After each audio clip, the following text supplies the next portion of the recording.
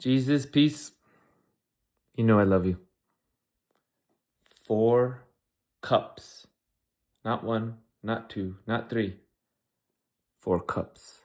Let me explain.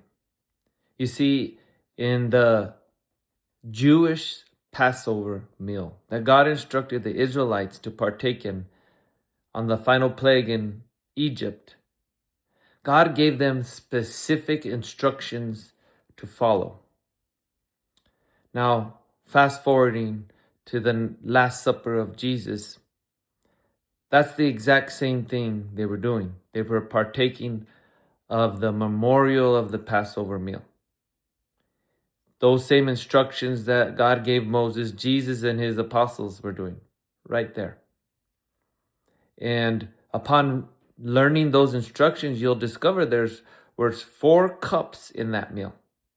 Kind of like, when you eat a 5-course meal, there's different phases of the meal. Well, there was different phases in the meal, the Last Supper Passover meal, because it commemorated what God did for the Israelites.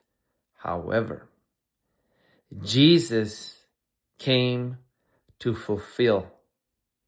See, Jesus said, I did not come to abolish the law, but to fulfill it. And so the Passover meal in the Old Testament foreshadowed what Jesus was going to do in the New Testament.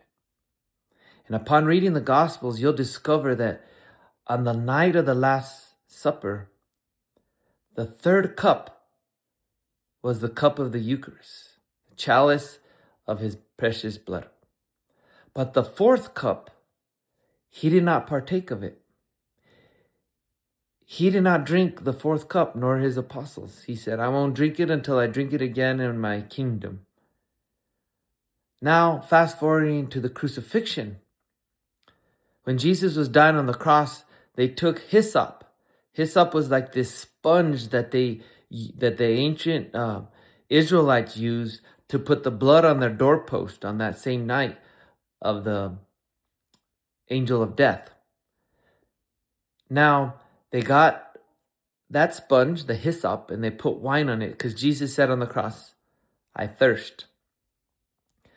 And once he drank of it, when they put the hyssop to his mouth, he drank of it. His words were, it is finished. There is a direct connection between the Last Supper and his crucifixion and death. It's as if, they are one continual act, one ritual, one sacrifice. And God instructed the Israelites to eat the Paschal lamb.